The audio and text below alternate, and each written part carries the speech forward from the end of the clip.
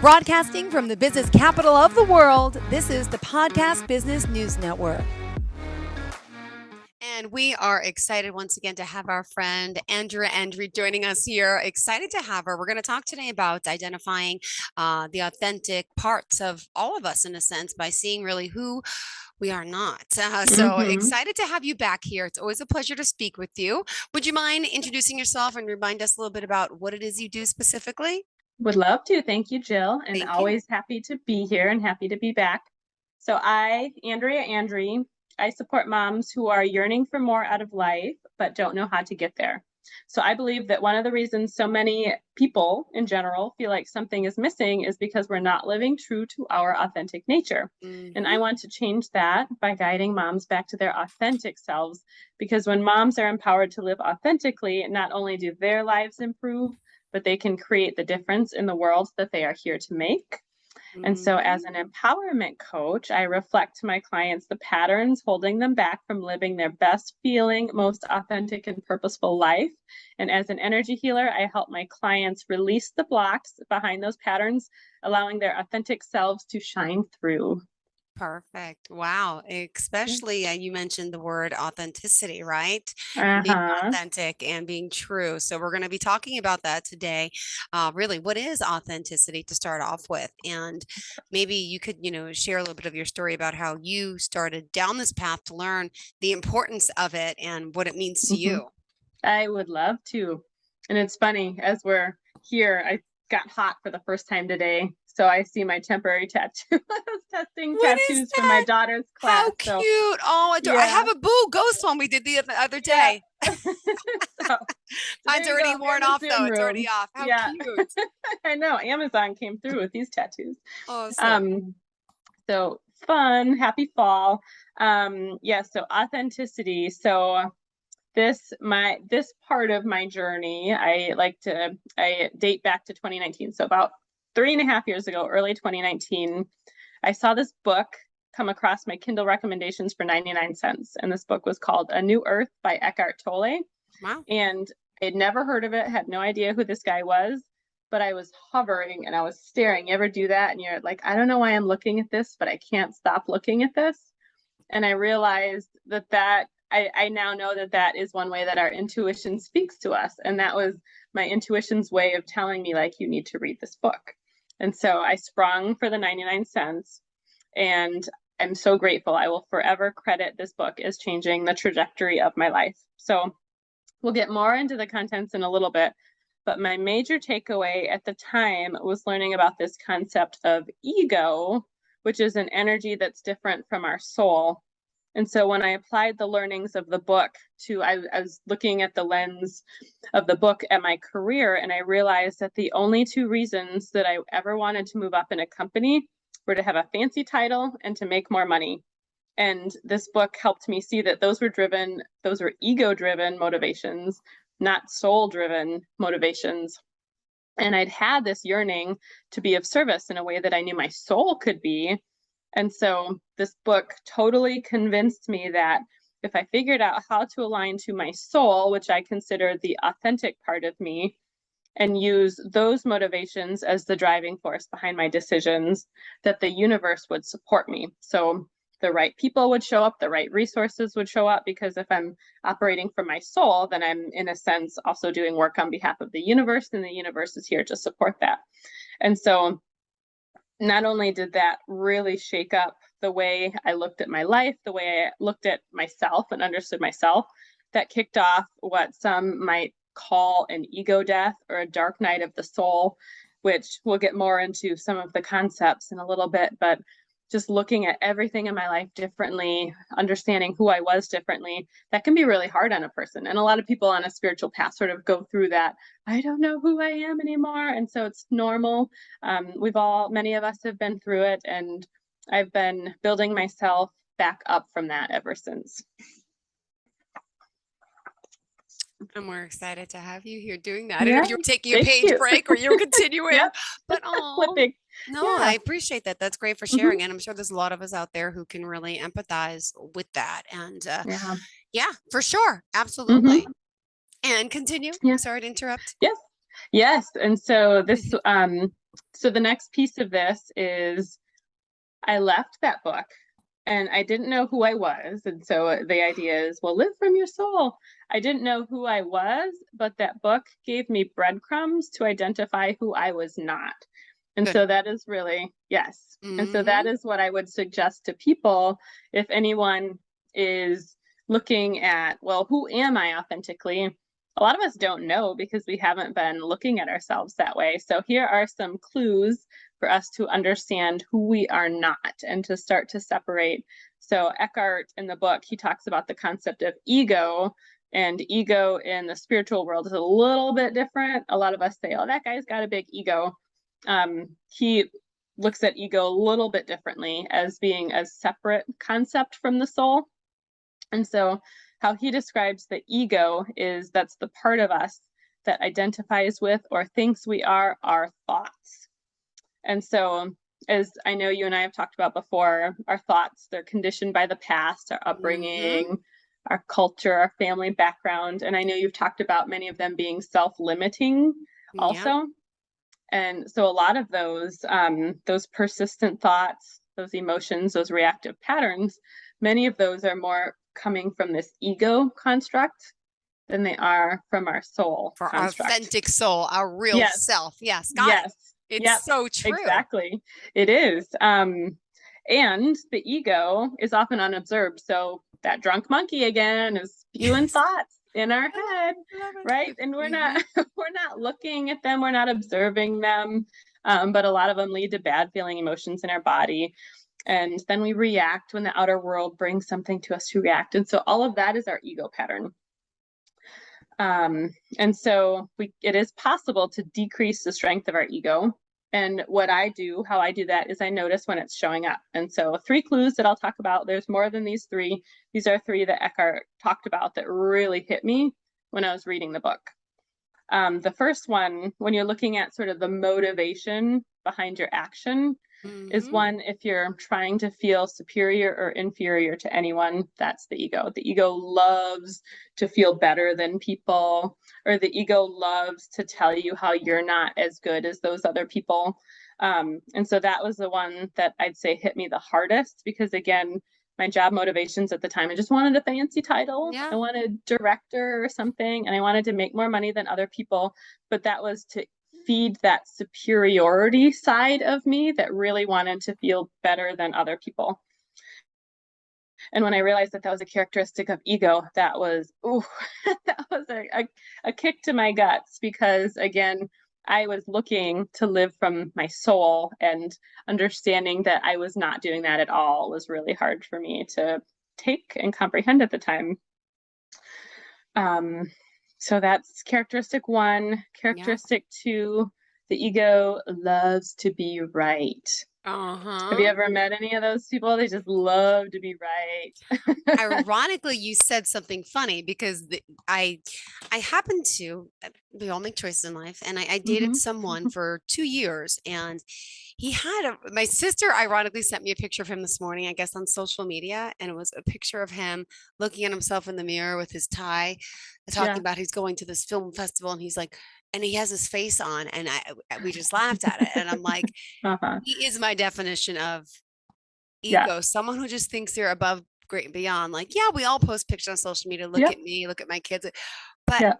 when I post a picture of myself smiling, I feel like I don't have that look. There's just a look of Hmm. ego, like I think I'm greater than everyone type of look. And I'm like Hmm. not that way, but he Yep. is. It's funny you said that today. Yep. I could show you his picture, but I you won't be love able to see that. it on the Yep. screen. Yeah. Oh, dude, but I bet I know a guy probably who acts like that Mhm. guy. So we all know the guy. Yeah. Um, and so yeah, the ego just it feeds off of the energy of being right. And Yeah. my husband, so I went to the University of Michigan, and my husband likes to joke that all of us Wolverines, that's just how all of us are. We just all have to be right all the time. So again, this was a journey for me to decrease and notice and understand that I'm allowed to my truth, you're allowed to your truth. What's the point in arguing? And so it again, there's the initial awareness and choice. And so I made the choice to quit arguing, but then there's the habit building, and the habit building Yeah. to actually decrease the habits can come over time. Yeah. So that was number two, where I was like, oh, that's an ego-driven behavior, the need to feel right. And to show it off to that point, ego loves to be, complimented from the outside. And so I'm sure that that picture that you were talking about, they get the hits from the outside, right? Yeah, exactly. Yes. Mm-hmm. Yes. Yes. Mm-hmm. Yes. Um, and so a third one that I'll talk about is complaining. So I used to be the face of the complainer. I would come home every night. What was the worst thing in my job? Just talk about it all night. I'd go to weddings. I'd focus on the bad parts. And for me, part of this was because I thought it was helping me look good, right? Like, Yeah. oh, these are Yeah. all the bad things. This is how I would have done it Mm-hmm. better. Obviously, I'm better than this. But again, I'm understanding now that that energy is just a worthless energy, and it's a worthless exercise, because if you're always looking for bad things, you're always going to see bad things, then you have more to complain about, and life can just not get better if that's how you're focusing life. So I have now, as again, I made the choice to quit Yeah. complaining. Every now and then it pops back in, Of course. but It does. it does, it's a habit. I had 30 some, I like to say 30 some years of momentum in the other direction. And so it doesn't change overnight, but we make the choice to start to be better, and life has gotten better. You look for the good in life, and the good in life continues to show up and continues to surprise you when you make the choice to live that way. And so those are the three. I'll leave it at those three. There's more to identifying ego, but I'd say if, in general, like if the motivations Yeah. behind your actions, behind your choices, you're trying to stand out, be special, be in control, get attention, all of those are really ego driven. Mm-hmm. Wow.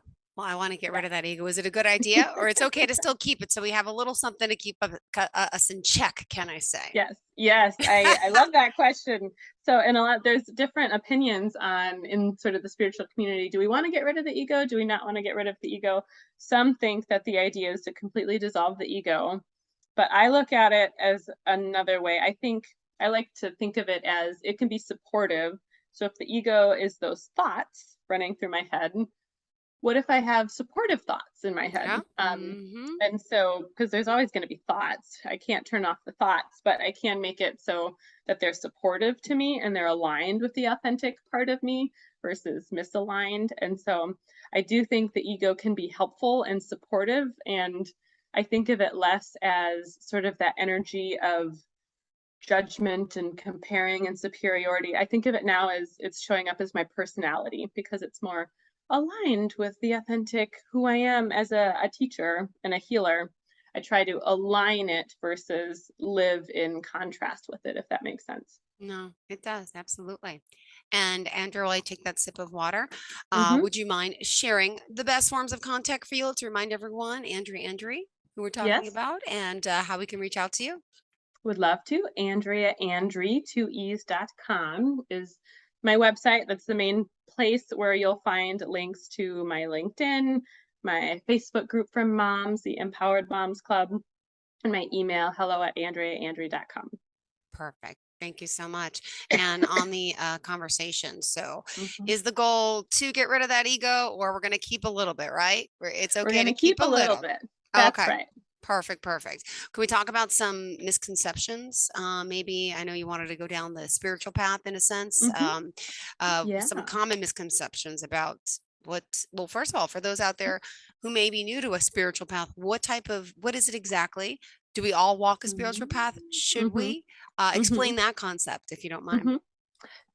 I'm sure everyone has a different take on this. For me, I do believe that everyone is here on earth to walk towards the highest versions of themselves. I think there's sort of a little experiment on earth. We choose to come to earth to try to do that. We forget who we are, and then we look at the clues, and then as we follow the clues, we remember. And so a lot of the teachers that you'll see on the spiritual path, they didn't start the spiritual path until they were at the lowest point of their lives. So Eckhart Tolle, who we've talked a little bit about today, he was at a really, really low depressive point. until the point where he said, I can't live with myself anymore. And then he's like, who is I and who is myself? And why are they two different entities? And that's how he got into this whole ego versus soul mentality. But for me, the spiritual path has been it's been an inner journey. So understanding, who am I as a spiritual being having a human experience? So the spiritual being is who I am. There are energies that I am here to express in the world. There are things that I'm here to teach and to talk about. But then there's the human experience. There's the thoughts, there's the body, there's the emotions. Those all come with the human experience. And so for me, my spiritual path has really been, how can I identify and live from my soul, which is this entity and energy much bigger than I can comprehend from my tiny human brain? And how can I do that within the human experience? And so I think a lot of people have a different interpretation of that. Some people equate it to religion. To me, it's completely separate from religion, because religion to me is, someone sort of got some rules for me and rules to follow. I think the spiritual path for everybody is very individual. A lot of people do it a lot of different ways. But at the end of the day, it's all about, how are we growing inside to our connection, to our authenticity. So that's how I would define it. Perfect. And also, let me just remind everyone, Andrea, who's here with us today, we're talking in regards to authenticity, what that means to you, who we are as authentic people. And I think as we get older, it's kind of like the older we are, the wiser we get. I feel like we get, at a younger age, I don't think we really know our true self. It's sad that I wish, how do I say it? I always say it wrong. I wish I knew now I wish I knew then what I know now, right? I always get it wrong. My mom used to laugh at me for that. Yes, but it's so true. And with your kids and my kids, if we could teach them that, but it's just something that just can't be learned until it's like there's something with the brain maturity level, and you can't get it. But I think you would live a better life if we can realize that earlier in life. But I know. Part of life's mysteries. Maybe there's some kids that can absorb it, I'm sure, but mine can't. I didn't, What's it? Well, but as a parent, and how can we start teaching our children to look for, discover, and to start being more of their authentic self? Any suggestions? What I do, I try to pay attention to what they naturally gravitate towards and really, really support that in what is one of my tips. And so art or music or whatever they're just kind of doing, I try to limit any sort of limiting comment about that and really just support their natural expression, because to me, our authenticity is an energy that wants to express. And so the more I can do that, I think the more I can encourage their expression without them labeling it. I think they can at least feel free to continue those activities and continue to express those. So that is one thing I try to do. The next thing I try to do is just let them know that I love them no matter what. They're perfect just the way they are. Just a lot of those really affirming, affirmations, I guess, if you will, because I know a lot of grown-ups, I look at what are many of us sort of deconstructing from, and we're deconstructing from, I'm not enough, and I was loved only if I did X, Y, and Z. And so I want to, as much as possible, try to express in them this idea of unconditional love for exactly who they are. But then the flip side of me is, I know that our hardships have a purpose. And some people talk about the duality nature of Earth and how you might not be able to understand love unless you've really felt hate, kind of thing.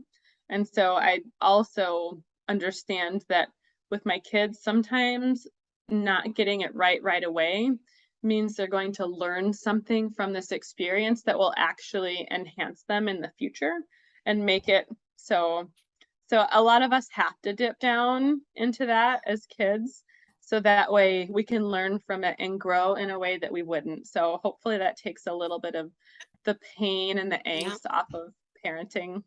I love what you said. It also reminded me of a good story I think people can benefit from, including yourself and our listeners today. Mhm. We were involved last week in a very minor car accident.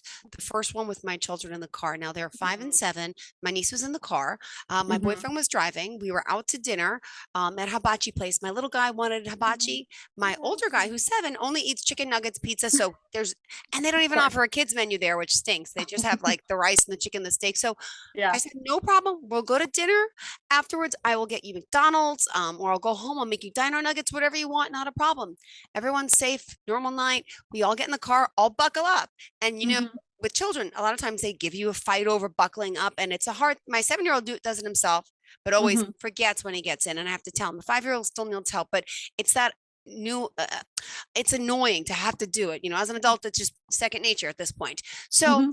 now we're driving and we're on a road headed towards the main expressway. And I said, so Austin, what would you like? Would you like me to make you dino nuggets, or we could stop at McDonald's? And he's like, Mom, I think I would like an egg wrap from Dunkin' Donuts. So something different, which Mhm. he likes those two usually for breakfast. So I'm like, Mhm. oh my God. I look to the right. I'm in the passenger seat. There's a Dunkin' Donuts right there. So my boyfriend was already stopped at a stoplight, but the light just turned green. So he saw Mhm. me go like this and jumped, and he just jumped the gun on the gas and turned to the right. Mhm. So he Mhm. clipped the back of the guy's Mhm. bumper, and he has a Yeah. Jeep. But so Yeah. still did damage to the guy's car, our car. It was a minor accident. Thank Mhm. goodness for everyone. We pull in, we do the right thing. And my niece she's 14. She was scared and crying and nervous. And I was like, you don't have to be, but it was a great lesson learned, and thankful that it wasn't worse than it was. But just learning the steps of life. Like, now we've talked about getting to X. We talk about why you have to wear a seatbelt. We talk now, you Mhm. experience it in a sense. And this was a Yeah. good situation. And then we leave the other day school, and there's a serious car accident near the school Oh, where yeah. people fatalities, and the cars were wrecked. And I slowed down and I said, you have to look at this car. I said, this is sad. Somebody Yeah. died here. I said, got goosebumps talking about it, but I'm like, do you understand what we went through last week was minor? We are thankful. We are grateful, but it doesn't always work out Mhm. that way for everyone. So it's Yeah. just about those little, excuse me, Mhm. experiences where we do our best to teach them and to help Mhm. them start to learn. But it's little life lessons like that, I think, can help really Mhm. authenticate all of us in a sense. Yes. Sorry for going Yep. on a tangent, but it just No, felt no it was a tangent. good story to share, because I think a so. lot of times you can't learn it until you do it or go through Mhm. it in a sense. So that's Yeah. kind of my thinking of where I went on this tangent. Sorry. Mhm. No, no, that was a great tangent, and I love it because I feel like so many of us just live on autopilot, and especially our kids, if we don't stop to explain those things, Yes. then they're just not going to get it or embody it or understand. And so I agree. I try to bring awareness to certain things when it makes sense and talk about the behavior or the whatever it might be. So that way they can start to process those things a little bit differently. So, Yeah. And then going through the yeah. whole process. This is normal. Now we call Yep. the cops. Everyone's Hmm. okay. You're going to get a Yep. police report. Let's go to Dunkin' Yep. Donuts. We'll go inside and relax. But let's Hmm. talk about what just happened, everyone. And Yeah. what do we learn from this? Yep. A little guy's like, I have my seatbelt on. I'm like, yes, Yeah. great. That's why we Yeah. always have it on. I know sometimes you don't want to put it on, but this is why. And it's Hmm. okay. And then the cop came and said, hello. Cops are friendly. It's okay. You Yeah. admit when you're wrong. We all make mistakes. We all have accidents. And so it was a great learning Hmm. experience. And Hmm. again, thankful that it wasn't worse, but Yes. Hmm. it's times like that that make you really appreciate the little things, and it Yes, teaches us absolutely. all a lesson. Yeah. Hmm. All right. Sorry. You still have more No, time. 10 more no. minutes, girl. Go for it. Go ahead. Go. You're on a roll. No, I was going to add too something you could consider just watch for is if they start to have feelings. So the emotions, if they start to show like getting scared about driving or just ensure that they've got the space to feel as well, especially if some of that fear maybe didn't express in the moment. And I'm not always that good at getting my kids to do this yet. I try to go into your body and what does your body feel like? But one thing that I did once with my daughter was, do you want to color how you feel? And I think that's a Aw. good way of getting them because you want to move the feeling in their Yeah. body. Yeah. Never thought of So it that way, yeah. because my son loves to draw and he comes home with beautiful little artwork from school, but that's a good thing. And Hmm. I Hmm. wonder how that would be if he's angry, if it's going to come out darker colors. Is that what Yeah, you noticed? Your probably. daughter did Hmm. The bright In colors, this case, what yeah, it was was like her? dark and Mhm. yeah, there's like an angry face. And we did it the one time because I was really noticing she didn't have the language. She was too young for the language at this point, so I had her color. But I would say if just pay attention to your kids, if they can talk about it and sort of feel, that's great. But if they need a different outlet, maybe there's a different way that they can express if they still have some of that fear within their body from that experience. Yeah. Wow.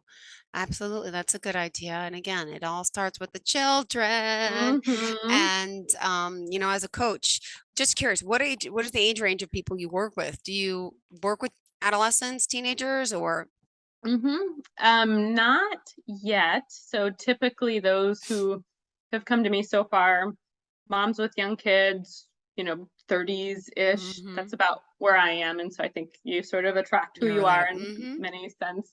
But my intuition tells me adolescence could be a place where I go in the future because Mhm. I do. So, this exact same concept that we're talking about in terms of authenticity, I do feel like many of the kids that we see these days, they're so sad and anxious because they're just not being supported in their authentic spiritual nature. We live in a world that does not support us as spiritual beings, and many of the kids who have come in these last couple decades, they're much more connected spiritually than many of us were when we were born, and Mhm. so they're having an even harder time than we were growing up in this environment. And so I could certainly see at some point in the future looping in kids. That hasn't come in yet, but I think it's a really beneficial practice for those that do feel called to serve kids in that way. Yep. Absolutely. And in our last few minutes, Andrew, what else do you Mhm. want to leave for our audience today? Yeah, I was just looking through some notes. I so our authentic truth. So another way to sort of think ego versus authenticity is our ego, it's those loud voices in our heads, but our authentic truth can be a quiet whisper in our hearts. And so Yep. I was going back through some notes that I had. It was a chat thread from a session, a women's empowerment session that I did earlier this year. And so the first question was, what have you been told about speaking up? The topic was really about speaking up. And so everyone, I'm too opinionated, I'm too loud, I'm too bossy, I'm too, or whatever the disempowering thoughts were that they had had. And then I did an exercise where I dropped them down to their heart and I said, okay, what is your heart telling you? And it was, I am enough, I am love, I am perfect. And so Oh, it really is an exercise to learn there is an authentic part of us within that is love, that does have our highest and best good in mind. But our world is so noisy that we don't always know how to tune in. And so I think it's helpful whether I am your coach or someone else is your coach, your authentic soul, your authentic essence is down there ready for you to listen. yeah, absolutely is. And if we want help with that, our inner guide, Mhm. finding our inner authentic self, what would you Yeah. suggest? How do we reach you? Yes, you can reach me, Andrea Andree with 2e's.com. My email is hello@andreaandree.com. And I would love to support you in many of the things that we've talked about today. So, as the empowerment coach, if you listen to my intro in the beginning, I reflect back, I can help you see those disempowering patterns. To me, we talked about ego today, so that would be ego. When are you coming from ego? How can you tap into your truth and really start to deconstruct ego, reconstruct you from the truth of who you are, from the authentic side of who you are? Beautiful. Love it. And if we Yeah. want to give you a call, how do we do that? Reach out to you on the Yep. website as well. Yes. My number 608-338-3749. And again, the website, Andrea Andree with 2e's.com. Perfect. Thank you so much for your time Thanks, today. And thank you again. Jill. I apologize for myself being so late. I was No, on the wrong you're schedule, fine. my own fault, but I'm glad we got Live our full radio. show and Yep. I appreciate it. Thank Me you. too. Yep. Have a Good to see great you, day Jill. and we'll You, talk next week. Yeah. yes. Yep. All right. Last show Good. next On the week. mend. And Mm-hmm. is it really? It is. Oh, okay. All Yeah. right. The finale. I'm excited for the finale. Yeah. I know you'll have something good. Have a Okay. great day. Thank you so Thanks. much. You too. Bye Mm-hmm. bye. Are you looking for even more of the podcasts and hosts that you love? The Podcast Business News Network is proud to announce that you can now listen live on the MyTuner Radio and online Radio Box apps for iOS, Android, and the Amazon App Store. Or check us out online. Search for Business News Network on mytuner-radio.com or search Podcast Business News Network on onlineradiobox.com/US so you don't miss a minute of the action.